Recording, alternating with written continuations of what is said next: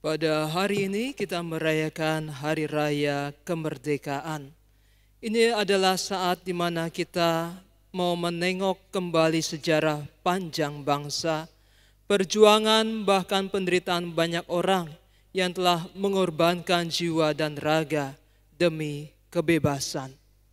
Kita mensyukuri anugerah Allah yang menghadirkan kemerdekaan ini melalui tangan-tangan para pejuang. Merdeka, merdeka, merdeka. Sebagai bangsa yang merdeka, kita diajak untuk tidak melupakan akar sejarah. Sebab kemerdekaan lahir dari darah, keringat, air mata, tetapi juga doa. Kita akan melihat bagaimana gereja Katolik terlibat di dalam perjuangan bangsa ini. Setidaknya ada 5 bukti sejarah keterlibatan intens, keterlibatan yang signifikan dari umat Katolik dalam perjuangan bangsa. Setidaknya ada 5. Pertama adalah pada saat Sumpah Pemuda, Kongres Sumpah Pemuda diadakan.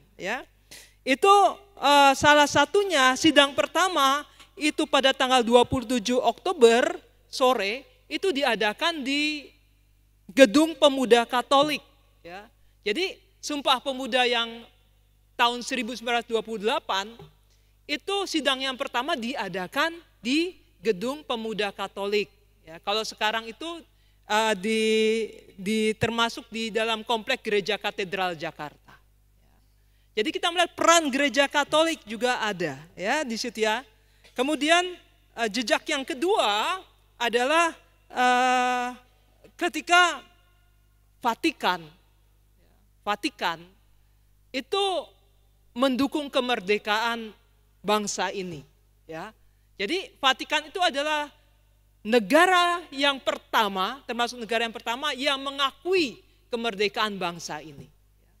Dan buktinya pada tahun 1947 Vatikan sudah punya kedutaan tahun 1947. Kan kemerdekaan kita 1945 ya. Jadi 1947 Vatikan sudah punya kedutaan. Ini menunjukkan bahwa gereja Katolik mendukung kemerdekaan bangsa kita. Kemudian jejak yang ketiga, ada 5, banyak sesungguhnya, cuma yang signifikan ini ada 5. Jejak yang kelima adalah ketika Monsinyur Sugio Pranoto, waktu itu ada Keuskupan Semarang, itu memindahkan pusat keuskupan ke Jogja. Karena apa? Karena pada saat itu ibu kota negara kita pindah ke Jogja. Dengan memindahkan keuskupan Semarang ke Jogja itu mau mengatakan bahwa gereja Katolik mendukung kemerdekaan bangsa kita. Jejak yang keempat, ada banyak para pahlawan yang beragama Katolik. Ada banyak. Tercatat ada yang dari angkatan bersenjata itu ada Slamet Riyadi, ada Yos Sudarso, ada Adi Supcipto, dan yang lainnya. Sedangkan dari pihak sipil itu ada Ignatius Yosef Kasimo, kemudian juga Monsinyur Sugio Pranoto. Kemudian yang kelima, gereja Katolik itu meneguhkan dasar Pancasila. Buktinya apa? Buktinya Monsinyur Sugio Pranoto itu mendirikan begitu banyak kelompok-kelompok dengan menggunakan kata Pancasila. Misalnya Ikatan Petani Pancasila, Ikatan Pekerja Pancasila, dan sebagainya. Dan satu ungkapan yang terkenal dari Monsinyur Sugio Pranoto adalah 100% Katolik, 100% Indonesia. Ini mau mengatakan apa? Bahwa gereja Katolik terlibat dan juga mendukung kemerdekaan Indonesia. Kita patut bersyukur dalam hal ini bahwa kemerdekaan ini adalah memang anugerah dari Tuhan, tetapi gereja Katolik itu mendukung secara aktif. Tetapi sekarang bagaimana kita mengisi kemerdekaan ini? Apakah kita sungguh-sungguh telah merdeka atau belum? Kalau kita lihat, sesungguhnya ada yang membelenggu, ya, yang membuat kita kurang merdeka. Apa itu? Keserakahan, ketidakadilan, korupsi, penindasan, aneka dosa yang membuat kita sungguh-sungguh terbelenggu. Yang patut kita syukuri adalah Tuhan Yesus itu sesungguhnya telah membebaskan kita, ya, dari segala belenggu, dari segala dosa dengan wafat dan bangkit dari mati. Segala belenggu dosa itu sudah dipatahkan. Tetapi kita diajak juga untuk mengikuti apa yang dikatakan oleh Tuhan Yesus. Barang siapa ingin menjadi muridku, ia harus menyangkal diri, memikul salibnya. Menyangkal diri berarti apa? Kita semua yang ada di sini menyangkal kepentingan-kepentingan pribadi tetapi menjunjung kepentingan bersama. Ya.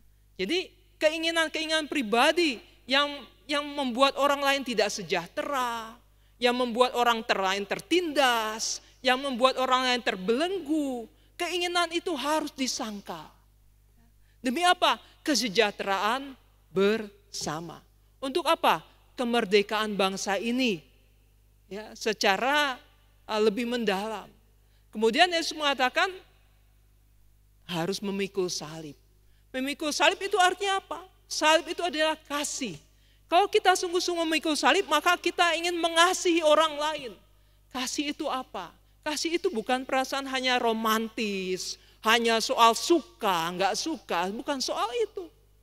Kasih itu adalah kita menghendaki yang baik bagi orang lain. Kalau kita menghendaki bagi orang lain kehendaki yang baik bagi orang lain, kita akan berusaha membebaskan orang lain dari segala belenggu-belenggu, termasuk belenggu dosa. Dan dalam Injil pada hari ini, sungguh menarik Injilnya. Tuhan Yesus mengingatkan bahwa kita punya dua kewajiban. Pertama, sebagai anak-anak Allah, kita perlu beribadah kepada Allah, mentaati perintah-perintah Allah. Kedua, kita adalah warga bangsa, warga dunia, warga negara ini yang juga punya kewajiban. Yang menjadi persoalan adalah ketika orang terlalu menekankan hanya ibadah, ya, lalu melupakan orang-orang di sekitarnya. Tidak peduli kepada orang-orang di sekitarnya. Hanya yang penting saya beribadah kepada Allah. Lalu lupa bayar pajak, lupa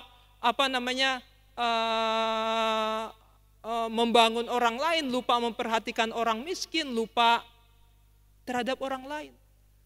Ini tidak benar. Tuhan Yesus tidak mengajarkan demikian. Berikanlah apa yang menjadi hak Kaisar, berikanlah menjadi apa yang menjadi hak Allah. Memang dari awal tadi saya sudah sebutkan banyak hal yang kelihatan ya dalam gereja Katolik juga, tetapi banyak hal yang mungkin tidak kelihatan yang telah dilakukan dalam gereja Katolik. Misalnya apa? Pendidikan. Gereja kita, orang-orang Katolik itu banyak berkarya dalam dunia pendidikan. Ya. Di daerah-daerah terpencil, banyak mengembangkan pendidikan di sana. Ya. Termasuk juga sekolah yang didirikan oleh Bapak Pendiri Romo Yohanes Indra Kusuma bersama para frater CC dan para suster Putri Karmel. Itu namanya Institut Shanti Buana, ya. Itu letaknya di daerah terpencil, ya. Itu di Kalimantan. Institut Shanti Buana, ya. Jadi itu daerah terpinggirkan, terpencil, apalagi ya, termiskin, ya. Itu untuk apa? Salah satunya untuk bangsa ini. Ya. Juga banyak di tempat-tempat lain bagaimana gereja Katolik juga memperhatikan orang-orang yang ada di pedalaman, yang tidak mendapatkan pelayanan kesehatan dengan baik. Gereja Katolik terlibat di sana. Memperhatikan juga orang-orang miskin, orang-orang cacat. Ya. Banyak juga orang Katolik yang punya panti asuhan, ya, yang punya panti jompo. Juga orang-orang yang sungguh menyangkal diri, memikul salib, tidak digaji, untuk apa? Untuk bangsa ini. Itu patut kita syukuri. Itu patut kita bersyukur akan hal itu. Dan kita diminta untuk ikut berpartisipasi untuk membangun bangsa dan negara ini.